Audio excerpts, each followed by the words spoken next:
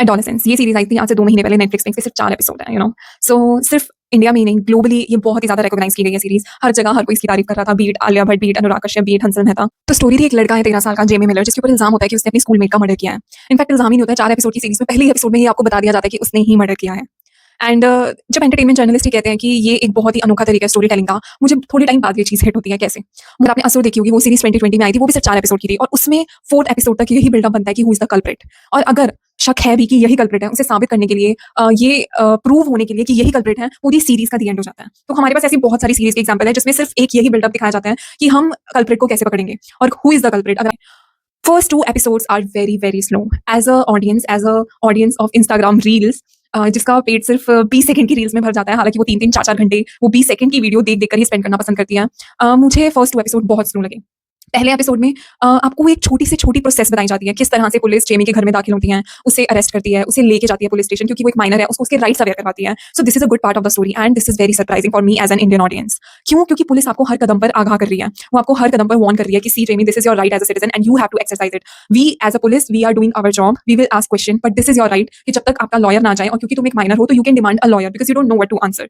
Second episode छानबीन चलती है, पुलिस जेमी के स्कूल जाती है, वहाँ का माहौल दिखाते हैं। वहाँ पे एक तरह से आप कह सकते हैं कि जो राइटर है स्टोरी का और जो डायरेक्टर है स्टोरी का, दे वांटेड टू पोर्ट्रे कि आजकल के स्कूलों में चल क्या रहा है। मतलब बच्चों के पास सेल फोन है, क्या वो एक्चुअली स्कूल में पढ़ रहे हैं, और वो पढ़ रहे हैं क्या उन्हें सेल फोन की जरूरत है। जरा सा कुछ हंगामा होता नहीं है कि हर कोई अपना वीडियो कैमरा ओपन करके खड़ा हो जाता है एंड वो उस मोमेंट को सीज करना चाहते हैं, उसे वायरल करवाना चाहते हैं और उसकी वीडियो बनाना शुरू कर देते हैं। ऐसा लगता है वो स्कूल नहीं है, it feels like it is a zoo, एक चिड़ियाघर लगता है। Now comes the last 2 episodes and they are very crucial. अब तक स्टोरी मतलब मैंने ना खुद को रोक के रखा हुआ था क्योंकि इतने सारे बंदों ने प्रेज किया यार, तो मुझे लग रहा था कि कुछ ना कुछ तो होगा इस सीरीज में, कुछ आएगा कुछ आएगा कुछ आएगा। तो फर्स्ट 2 एपिसोड तक तो चलो ठीक है, मैंने खुद को लेट गो किया कि देखते हैं कुछ ना कुछ तो हो गई। थर्ड एपिसोड में जाके मुझे पता लगता है कि इसमें एक्चुअली कुछ था, और वो क्या था। आपका पूरा 56 मिनट का एपिसोड है थर्ड एपिसोड, एंड उस पूरे 56 मिनट के एपिसोड में सिर्फ एक ही चीज चलती है। Jamie who is a culprit, जिसके ऊपर मर्डर का इल्जाम है, उसकी कॉन्वर्सेशन दिखाई देती है एक साइकोलॉजिस्ट से। एंड देन आई अंडरस्टूड कि जितने भी एंटरटेनमेंट जर्नलिस्ट थे, जितने भी लोग थे, वो क्यों कह रहे हैं इस सीरीज को कि it is a new story telling. क्योंकि वहाँ की कोर्ट, उन्हें पता चल गया है कि सामने वाला बंदा ही मर्डरर है।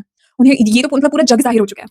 अब कोर्ट किस चीज में इंटरेस्टेड है कि 13 साल के बच्चे की क्या एक मनोस्थिति रही होगी, उसकी क्या मेंटल पोजीशन रही होगी कि उसने अपने ही स्कूल की एक लड़की को 5 से 6 बार स्टैब किया है।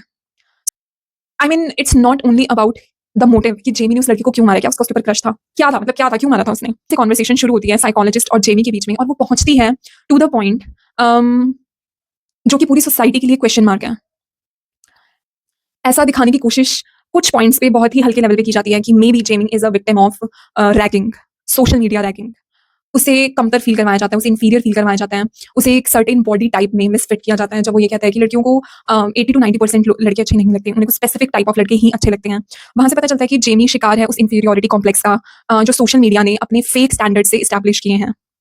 और अगर कोई 13 साल का बच्चा अपनी ही क्लासमेट को 4 से 5 बार स्टैब कर रहा है, उसको उसके ऊपर एक बार भी दया क्यों नहीं आई। उसको रियलाइज होता है कहीं ना कहीं उसका एक फैमिली ट्रॉमा भी है।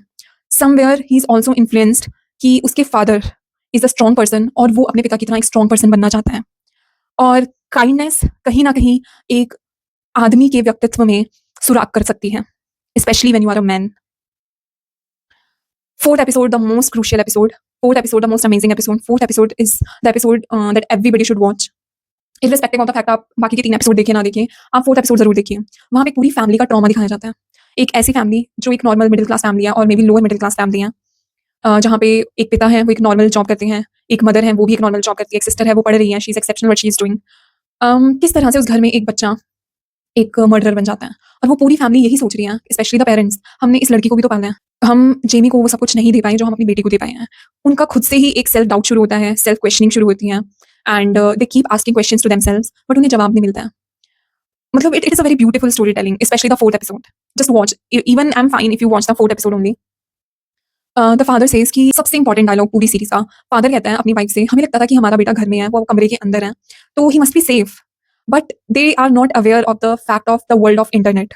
बेशक आप अपने घर में हैं, अपने कमरे में 4 दीवारी में हैं, पर आपको नहीं पता कि इंटरनेट कनेक्शन, एक मोबाइल फोन और एक लैपटॉप आपको घर पे बैठे बैठे कहाँ कहाँ की सैर करवा सकता है और वो आपके दिमाग में क्या क्या डाल सकता है। तो वो दोनों पेरेंट्स जिनके बेटे ने मर्डर किया है और वो साबित हो चुका है, वो समझने की कोशिश कर रहे हैं कि मे बी हम गलत हैं, लेकिन जब वो अपनी बेटी को देखते हैं, she is doing good in her life, तो उन्हें लगता है कि may be not everything is their fault.